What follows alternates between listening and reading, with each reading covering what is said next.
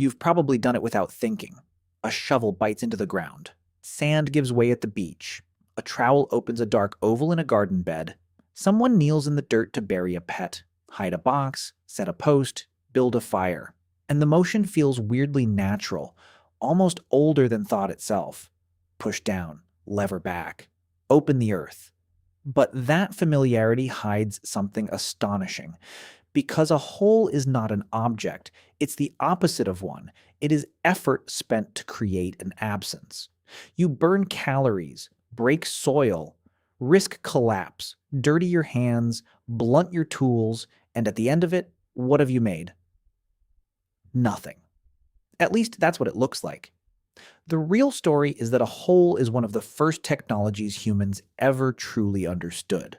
Not because it adds something to the world, but because it changes what the world can do for you. Which raises a much stranger question than it seems at first. Why did ancient humans begin digging holes at all? Not scratching at the ground like an animal rooting for food, not crawling into caves they happened to find. I mean deliberately cutting into earth to make a place that did not exist before. A pit, a grave, a cache, a floor sunk below the wind, a wound in the landscape with a purpose. That question matters because digging is not just a survival trick. It marks a turning point in how humans relate to reality. The moment you dig, you stop merely moving across the surface of the world. You start redesigning it. And that changes everything. At first glance, the answer seems obvious. Shelter, food, water, end of story. Except it's not that simple. Digging is expensive. Early humans did not have steel shovels, spare energy, or time to waste. To cut through packed ground with wood, bone, antler, stone, and bare hands is brutal work. So if people kept doing it across different climates and thousands of years, then the payoff must have been extraordinary. And it was. The Earth offered something the open surface could not: stability. Below ground, temperatures swing less violently. Wind loses its power, sun matters less, smell stays contained, food can keep longer, fire behaves differently, hidden things remain hidden. A depression in the ground can become a wall, a storehouse, a trap, a marker, a memory. A hole is controlled environment. That may be the first real clue.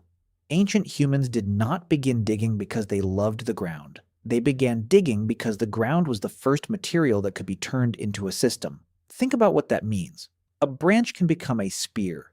A stone can become a blade. But a hole changes the relationship between body and world. It lets you alter temperature, timing, visibility, safety, even meaning itself. In cold regions, some communities sank parts of their dwellings below the surface because the earth held warmth better than air. Above ground, winter strips heat from you with every gust. Below ground, even a shallow cut can blunt the cold. Suddenly, the land is not just where you stand, it is part of the house. The soil becomes insulation, the floor becomes shelter, a pit becomes architecture. That alone is a major leap. Not finding shelter, making the land behave like shelter. But shelter is only one layer. A deeper one is time. One of the hardest problems any human group faces is not finding food today. It's surviving the day when food does not come. The dead season, the frozen ground, the migration that arrives late. Hunger is rarely just about appetite. It is about timing. And this is where holes become revolutionary. Underground storage pits appear again and again in human history because Earth is an ancient refrigerator. Cool, dark, relatively stable, often hidden from scavengers and rivals. In much later indigenous cache pits in Alaska, for example, people lined pits with birch bark and grass to preserve fish, meat, and berries through brutal seasonal extremes. That logic is ancient. You dig not just to hide food from animals, but to hide it from time. That's the part most people miss. The moment humans begin storing things underground, they are doing something profoundly mental. They are acting on behalf of a future self. They are building a relationship with tomorrow. A hole, in that sense, is deferred trust. You place calories into darkness and believe they will still be there when the world turns hostile. So maybe ancient humans began digging holes because holes let them fight not only weather, but uncertainty. But even that isn't the whole story, because some of the most haunting early holes were not for warmth or food. They were for color. At sites in Eswatini, there is evidence of intensive ochre mining tens of thousands of years ago. In what is now Mexico, prehistoric people once pushed deep into labyrinthine caves to extract red ochre, leaving behind broken formations and stone markers in darkness so complete it would have swallowed the body whole. Imagine that. You are not digging for meat, not for water, not even for shelter. You are going underground for pigment. For red. Why? Because ochre was never just decoration. It could preserve hides, enter compounds, mark bodies, mark objects, mark the dead. It moved between the useful and the symbolic without respecting the border we modern people like to draw between the two. Ancient humans were not dividing life into neat categories called practical and spiritual. The same material could protect skin, signal identity, and saturate ritual. And now the whole means something new. It is no longer only a device for survival. It is a passage into value. Humans are digging into the earth for things they believe matter beyond immediate hunger. That suggests planning, cooperation, memory, maybe status, maybe sacredness. It suggests that below the ground there are resources worth labor, danger, and repeated return. A mined hole is the beginning of extraction, the beginning of return routes, the beginning of labor organized around something you cannot eat. And if you can dig for something invisible in advance of need, then your world has become conceptual. You are no longer just reacting to life. You are excavating for meanings. This is where the story gets even stranger.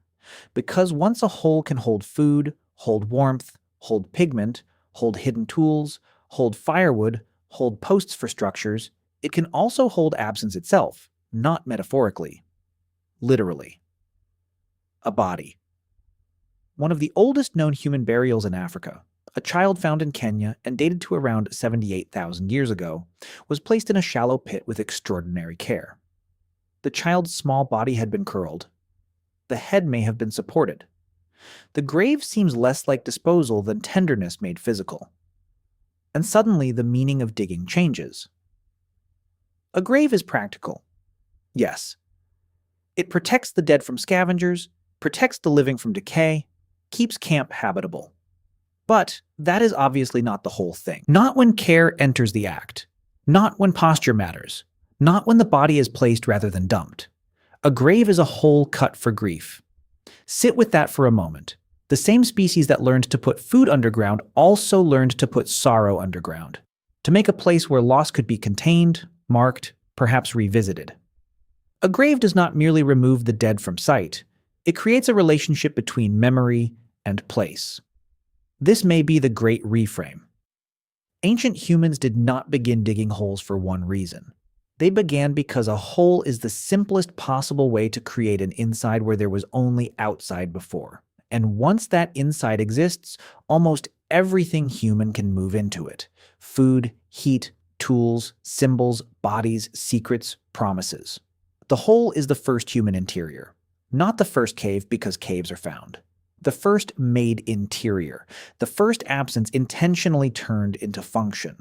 The first pocket of altered reality. That helps explain something archaeologists keep finding that doesn't fit the old stereotype of early humans as purely opportunistic wanderers. In places like Mesolithic Britain, enormous pits were dug and sometimes redug over centuries, their exact purpose still uncertain. Some may have had practical uses, others social or symbolic ones, and some perhaps both at once. What matters is the effort. Communities kept returning, they maintained absence. Why would you do that unless the hole had become more than a hole? By then, digging is no longer just adaptation, it is world building. And once you see that, a whole chain reaction comes into focus. Digging helps create surplus. Surplus changes movement. Movement changes settlement. Settlement changes memory. Memory changes ritual. Ritual changes identity. Identity changes what a place means. A patch of ground becomes ours because we altered it, returned to it, buried in it, stored in it, marked it. A hole is one of the earliest signs that humans were beginning to live not only in nature, but in constructed worlds layered inside nature. That is why the question matters so much. Why did ancient humans begin digging holes? Is really a disguised version of a larger question. When did humans start wanting more from the world than whatever happened to be lying on its surface? And the answer seems to be very early, earlier than our intuitions like to admit. Early enough that digging appears not as some late convenience, but as one of the habits through which human intelligence became tangible. Because intelligence is not only in the brain, it is in the modifications brains make to landscapes, in the things we prepare before they are needed, in the spaces we carve for futures we cannot yet see. So the next time you watch someone dig, or feel your own body settle into that ancient rhythm, it stops looking trivial. You are watching one of the oldest human sentences ever written into the earth. We need this to last. We need this to stay hidden. We need this to keep us warm. We need this to mean something. That is what the whole says. And maybe that is why the image feels so familiar. The bent back, the hands in dirt, the dark opening widening at your feet. It is not just labor. It is inheritance. A motion carried across tens of thousands of years by a species that learned an extraordinary truth. Sometimes the most human thing you can make is an emptiness, shaped so carefully that life can live inside it. A hole in the ground looks like nothing, until you understand that ancient humans used it to store tomorrow, shelter the body, reach for color, mourn the dead, and turn bare land into a human world. Then it no longer looks